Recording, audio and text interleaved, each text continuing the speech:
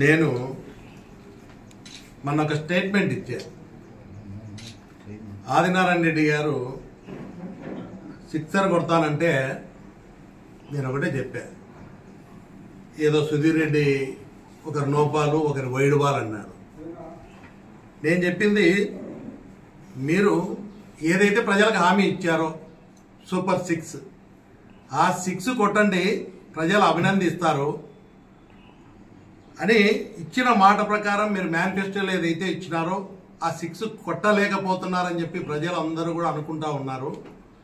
అధికారం వస్తానే అప్పులు ఎక్కువైనాయి, సిక్సర్ కొట్టలేనని భయం వేస్తుందని చెప్తే ప్రజలు కూడా ఇది సిక్సర్ కొడతారా కొట్టలేరా అనుమానంతో ఉన్నారు అని నేను చెప్పడం జరిగింది.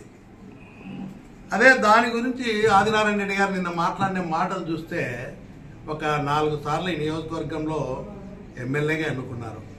దొడ్డిదారిన వైఎస్ కుటుంబానికి వెన్నుపోటు పొడిచి తెలుగుదేశం పార్టీలోకి వచ్చి మంత్రి కూడా అయినాడు. ఈ ఆదినారాయణ రెడ్డి గురించి చెప్పాలంటే ఈరోజు మీరు ఆ రోజు చూస్తే మంత్రిగా పనిచేసినావు, 4 సార్లు ఎమ్మెల్యేగా అయినావు. నువ్వు మాట్లాడే భాష చూస్తే ఎట్లా ఉందంటే ఎవ్వరు కూడా బజార్ రౌడీలు కూడా మాట్లాడు, ఎంత చదువురాని బజార్ రౌడీలుగా మాట్లాడని భాష నువ్వు మాట్లాడుతూ ఉన్నావు.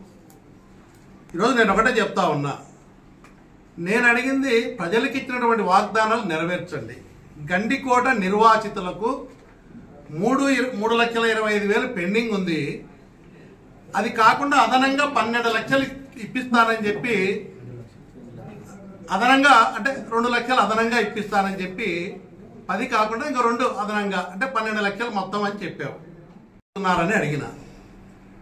అదేవిధంగా రాజోలిలో అక్కడ పొలాలకు 24 లక్షలు ప్రతి ఎకరాకు ఇప్పిస్తానని మాట్లాడినావు. ఈ సూపర్ 6 మాట ఊసెత్తడం లేదు. ఏవైతే నిర్వాసితులకు అక్కడ 12 లక్షలు చెప్పావో గండికోట నిర్వాసితులకు ఆ డబ్బుల పరిస్థితి ఏమైంది? ప్రజలు ఎదురు చూస్తూ ఉన్నారు. రాజోలికి ఇస్తాను 24 లక్షలు ఏమైంది? అదేవిధంగా ప్రతి కుటుంబంలో ఒకరు కాదు 3, 4 ఉన్నా కూడా అమ్మకు వందనం కింద 15,000 వేస్తామన్నారు, ఏమైంది? ప్రతి మహిళకు 18 సంవత్సరాలు నిండిన ప్రతి ఒక్కరికి కూడా నెలకు 15,000 రూపాయలు వేస్తామన్నారు, ఏమైంది? నిరుద్యోగ యువతకు నిరుద్యోగ వృత్తి కింద 3,000 రూపాయలు ఇస్తామన్నారు, ఇది ఏమైంది?